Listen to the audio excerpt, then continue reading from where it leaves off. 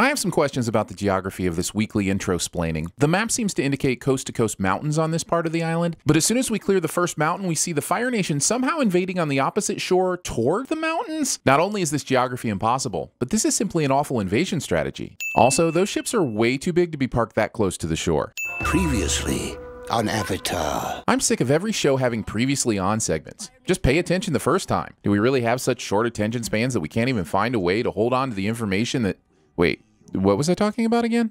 You're like my sister. I mean, if you remove the murderous rage character trait, Azula is OP, so Aang should be thrilled to be compared to her. It's made me who I am. And now I will turn my facial scars towards the camera for full effect. And honestly, Zuko is only alone through part of this episode, and if you include the strange ostrich horse he rides, then Zuko is never alone. This episode title is a lie. This slab of meat is being held away from the embers by sticks, magical sticks that are apparently immune to fire. How is this not a more important discovery in this episode? This should be all about the magical fire sticks, and the development of their clever marketing slogan, sticks so magical that flames won't f*** them up. Also, whoever decided not to center the bonfire needs to be slapped with a hot steak. Side effects of pregnancy may include constant urination, swollen limbs, occasional heartburn, and not being murdered for your food. Also, Zuko decides against attacking this young family, but couldn't he have just asked nicely for a bite or two? Maybe in exchange he could have Katara deliver their baby later on. Just an idea. Also, in this world, do people carry around perfectly butchered slices of meat for streamside camping? I guess they do, because here we are. I'm just wondering where they butchered the animal and what container they transported this steak slab inside of so that they could cook it way the f*** out here instead of at home. These are not matching dice. If both of them are oriented to see the 5 and the 1 in the same way, then the third side should be the same as well. If one egg causes this much splatter and 2 yolks, then nobody should be hungry in this town. Also, I know animation has its limits, but it always bothers me when eggs break in cartoons, because the egg white should only be white after it cooks. Before it's cooked, we should call them like egg snots instead. And these egg snots should not be this white. Egg had to come from somewhere. Maybe a chicken flew over. Yes, but which came first? I'm guessing the rooster. I'll take you to my house and feed your ostrich horse for you. Why would his ostrich want to eat horse? Why are these 2 cow pig, sheep pig animals out of the pen when the rest of the livestock are locked up? Doesn't the farmer know that this is how you negatively impact the social complexities of livestock? Isn't that how farming works?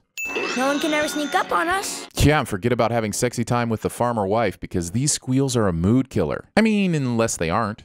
Anyone who can hold his own against those bullies' soldiers is welcome here. Apparently not anyone. Spoiler alert, they kick Zuko's ass to the street as soon as he gives his name. Can we all just take a moment to appreciate this diamond-shaped shadow on Farmer Dude's chest? We could toss a ping-pong ball in there. Stop asking the man personal questions, got it? Yeah, kid. Maybe ask him, have you ever used a hammer and nail before? Because clearly Zuko is having trouble comprehending how a metal spike should pierce the wood plank to the frame. Zuko's all like, I will put the nails everywhere and smash with hammer. Oh my god, that is so cute. Look at all the little webby feet and the fluffy tail and that adorable shell. Sent off for creative animals that I want. But also, the shell does make it harder to get to the tender meat, so... Stupid turtle duck. In a partridge in a pear tree. Cartwheeling's not a game. Well, not with that attitude, it's not. You two are such...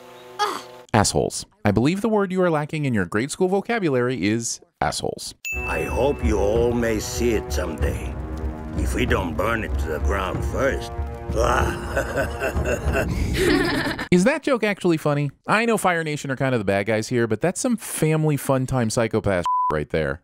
You're holding them all wrong. And yet, they are stabbing very effectively, so sure, teach the kid about the concept behind the weapon, but if this kid needed to kill someone, I'm pretty sure he'd be fine. So we've seen pig cows, pig sheep, and pig roosters on this farm, and all I know is that means there are multiple flavors of bacon. Remember how people talked about leaving the Blue People Avatar movie and thinking the world was dull and then falling into a funk? Yeah, this is my version of that. Read the inscription. Made in Earth Kingdom. The other one. Sure, it's funny, but they had that inscribed? We all know they use tiny stickers or stamps for that. What is wrong with that child? Well, the writers probably figured that they needed a really evil villain, so they decided to make her a psychopath, even as a child, since it was easier than dealing in the nuance of how evil can grow, even in good people. Father, revoke Iroh's birthright. Is Fire Gramps blind? Because this scene Jacob and Esau is so hard, I'm surprised he doesn't feel up his chest hair and order a stew. You must know the pain of losing a firstborn son by sacrificing your own. And now we're Abraham and Isaacing? Make up your allegorical mind already. I know we barely know you, but... That's true. Also true, you had no way of knowing what field he would have conveniently stopped in to conveniently lounge by the river. He's not even on a road. You're not soldiers.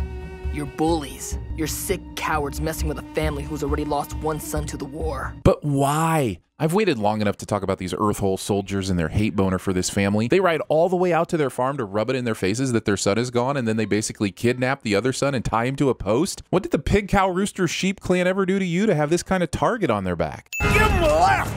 A left! It's not a fist fight. He's got a left sword, don't he? Spectators. Who are you? We've done enough Batman outtakes that I think I can safely just call this a who are you cliche at this point and move on. You were father of Iroh, father of Ozai. Great. This episode finishes its Old Testamenting by going full genealogy. Now I'm getting flashbacks to reading Genesis when Enoch was born to Irad, who begat Mehujael, who begat Methuselah, who begat Lamech.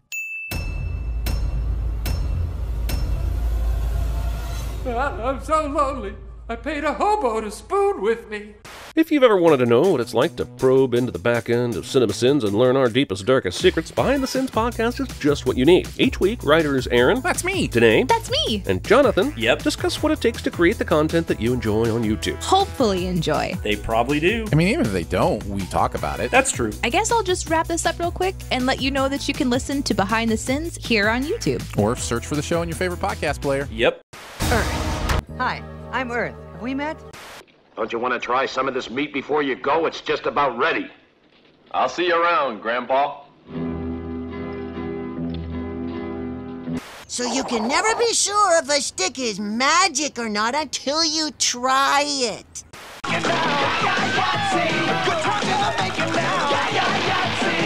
By Grabthar's hammer, what a savings. Shut up, Fluffy!